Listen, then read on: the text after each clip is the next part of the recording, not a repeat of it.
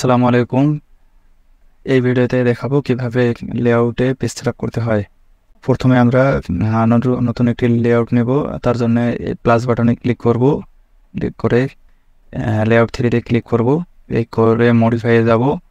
মডিফাইয়ে যে এখানে আমাদের নন দেয়া থাকবে।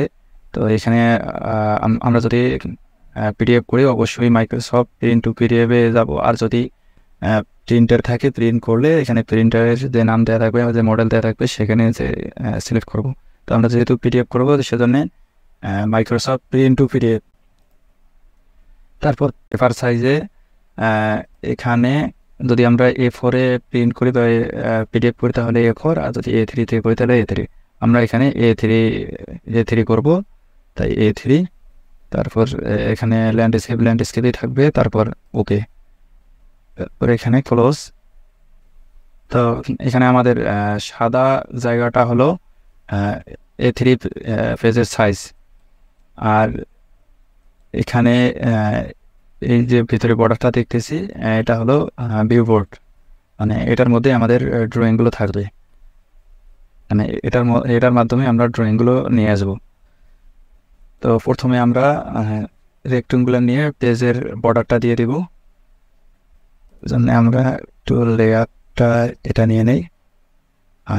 এখন রেক্টেঙ্গুলার আর এসে প্রিন্টার দিয়ে সাদা জায়গাটার প্রায় শেষ কর্নার, আবার এদিকে শেষ কর্নারে ক্লিক করব। তাহলে আমাদের পেজটির বর্ডার হয়ে গেল। তো এখন আমরা ভিউপোর্টটি সেটিং করব। অনেক সময় আমাদের ভিউপোর্টটি থাকবে না, তো আমাদের যদি না থাকে বা অনেক সময় ডিলিট হয়ে যায়, তাহলে আমরা এটা কিভাবে নিয়ে আসবো। আমরা এটা ডিলিট করে দিলাম। তো ভিউপোর্ট নিয়ে আসার জন্য ভিউপোর্টস কমান্ড দিতে হবে, BIEWPORTS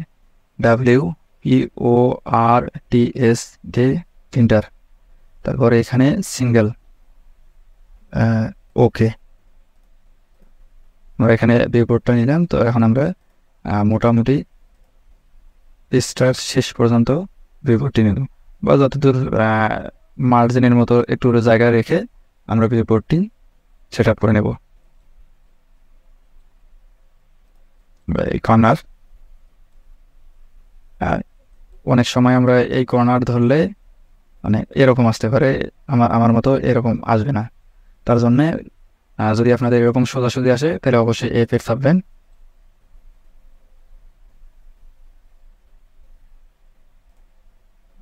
আমি এই পর্যন্ত নিয়ে নিলাম।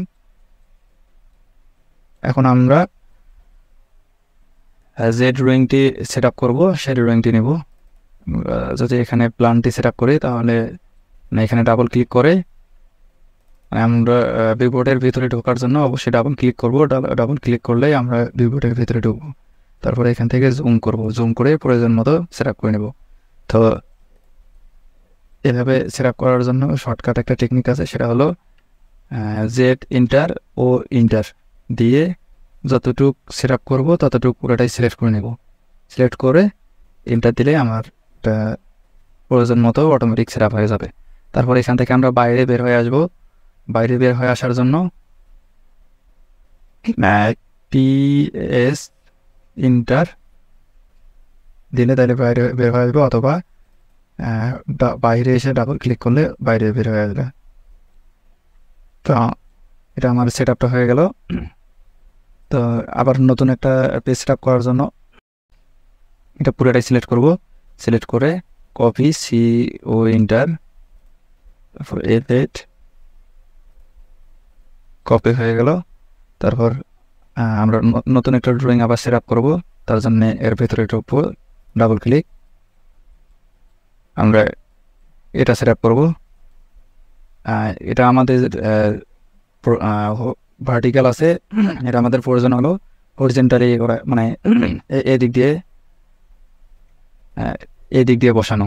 তাহলে আমাদের এটা সেট আপটি ভালো হবে, প্রিন্ট করলে একটু বড় সাইজে আসবে, লেখাগুলো বড় করে দেখা যাবে।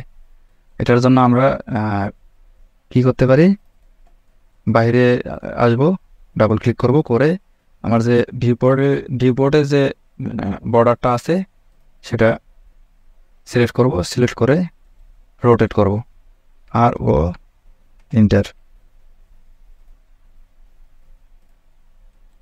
রোটেট করব, তার মানে আমরা এদিক দিয়ে নেব, তাই এভাবে রোটেট করলাম। তারপর এখানে বর্ডার ভিউপোর্টের বর্ডারটা সিলেক্ট করে কর্নারে ধরে সেট আপ করে নেব।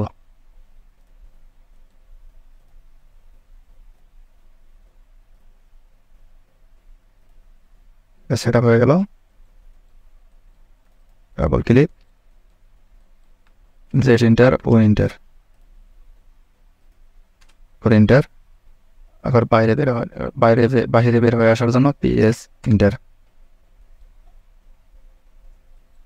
তো এইভাবে মানে এখানে ভিউপোর্টে থেকে হরিজেন্টালি পোর্ট্রেট বা ল্যান্ডস্কেপও করা যায়। তো এখানে আমি আরেকটি গুরুত্বপূর্ণ বিষয় দেখাবো, সেটা হলো মানে একটা ভিউপোর্টের মধ্যে এখানে যেমন একটা ভিউপোর্টের মধ্যে দুইটা জিনিস আছে, মানে এখানে কোনো পেজ নষ্ট হয়নি। এরকমভাবে সেট আপ করার জন্য মানে এটাতে আসবো, কপি,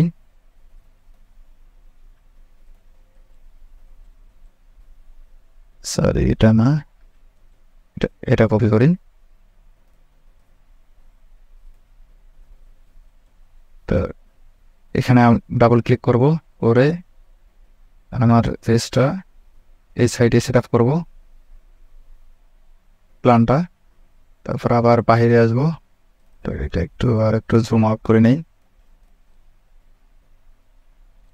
বাইরে ক্লিক করব, করে ভিউপোর্টের বর্ডারটি সিলেক্ট করব।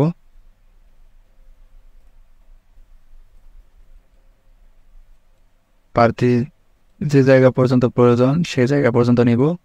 তারপর এখানে আবার ভিউপোর্টটি কপি করব, করে এটা করে এখানে বসাই নেব।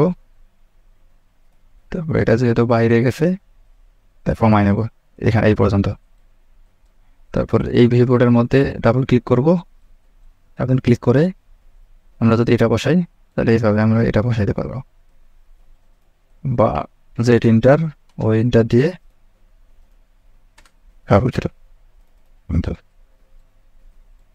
তারপর এটা আমরা প্রিন্ট করার জন্য বা পিডিএফ করার জন্য কন্ট্রোল পি, লেআউট থেকে উইন্ডো, পেজের বর্ডার, আবার এদিকে পেজের border, select fit to paper, centre the plot, apply to layout. তারপর এখানে রিভিউ করলে আমরা এরকম পাবো।